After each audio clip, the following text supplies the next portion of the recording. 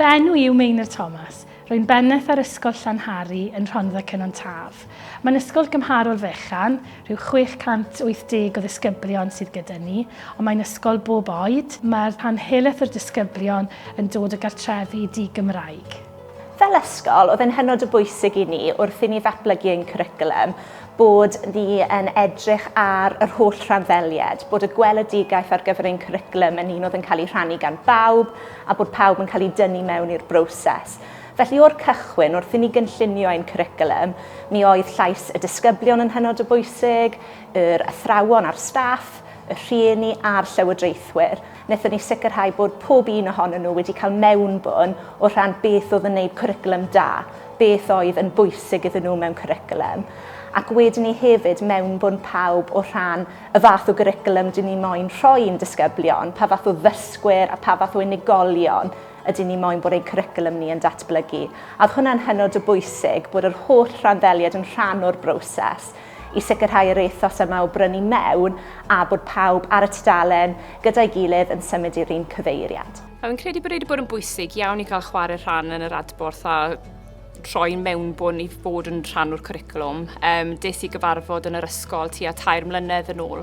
Mae'n neis fel rhiant i cael ei gofyn beth sy'n bwysig i chi a beth i chi'n meddwl sy'n bwysig i'ch plant. Mae'r cwricwlwm newydd ei hun yn cyfnod lle mae addysgu'n cael ei ddyfnhau a mae'n cael ei gyfoethogi hefyd. Mae o'n gyffroes, mae o'n real. Dyna'r beth sy'n mor bwysig amdano y cwricwlwm newydd.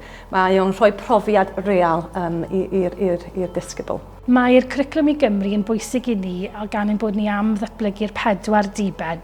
Mae'r 4 diben wrth wraidd datblygu'r disgyblion, ond hefyd mae wedi bod yn gyfle i ni ddatblygu'n staff yn ogystal wrth i ni weithio tuag at ddatblygu dilyniant, cynnig profiadau i ddisgyblion sy'n ennyn diddordeb, bod nhw'n frwdfrydig am ei dysgu, a bod hynny ar draws yr ystod oedran o'r meithrin hyd at y disgyblion hun yn yr ysgol. A pan wnaethon ni weithio gyda'r gwahanol rhanddelliad, y rhieni, y llywodraethwyr, y staff, y dysgwyr, mi oedd yna cysondeb clir gyda ni yn hermau y fath o bobl ydyn ni moyn i ddysgwyr Llanhari fod yn y pen draw sy'n cysylltu'n berffaith gyda'r 4 diben. Yn bwriad ni yw parhau i gynnig cyfleon arbennig i'n disgyblion, cyfleon lle maen nhw'n mynd i ddatblygu fel unigolion, fel dinasyddion, gwybodus, hyderus, a hefyd ar y naill llaw gynnig profiadau dilyniant sy'n gwreiddio'n sgiliau trawsgwricwlaidd y disgyblion wrth i ni wedyn weithio yn y pen draw tuag at y cymwysterau newydd fydd yn cael eu cyflwyno.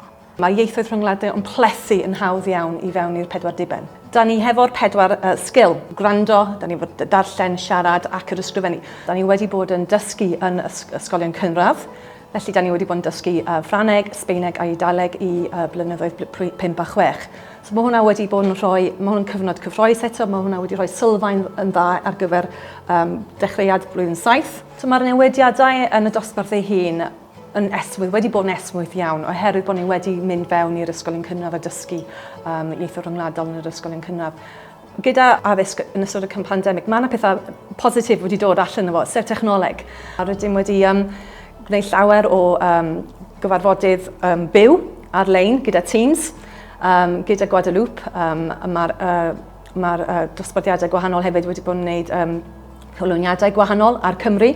A hefyd, beth sydd wedi bod yn gyffroes ydy'r elfen llenyddiaeth hefyd. Mae hwnna falle di'r agwedd newydd i fewn i'r dysgu. Ond gyda'r blynyddoedd 7 a 8, fel esiampl, da ni wedi bod yn edrych ar La Fontaine, chwedlau, a mae hynny wedi bod hefyd yn y them o fewn yr MDAP. So mae blwyddyn 7 wedi bod yn edrych ar chwedlau yn Saesneg, Cymraeg a Ffrangeg. Maen nhw wedi sylweddoli pa mor berthnasol mae ieithoedd rhyngwladol i bywydau nhw, yn enwedig gyda'r defnydd o dechnoleg. A dyna yn y bôn, dyna beth ydy nod ein adran ni, mwyn iddyn nhw fod yn dinasyddion Cymru a'r byd. A bod nhw'n deall bod yna byd tu allan i Gymru a bod o'n agosach iddyn nhw hefyd. Donc l'aventure continue, ouais, c'est ça. Mae'n hyfryd i weld bod y disgyblion yn rili mwynhau y cwricwlwm ar hyn o bryd a'r addasiadau ni wedi wneud yng nghyd-destun cwricwlwm i Gymru. Ar diwedd y dydd, os mae'r disgyblion yn mwynhau'r hyn maen nhw'n dysgu, dyna yw'r prif peth, ac wedyn ni yn gweld y pwrpas yn ogystal.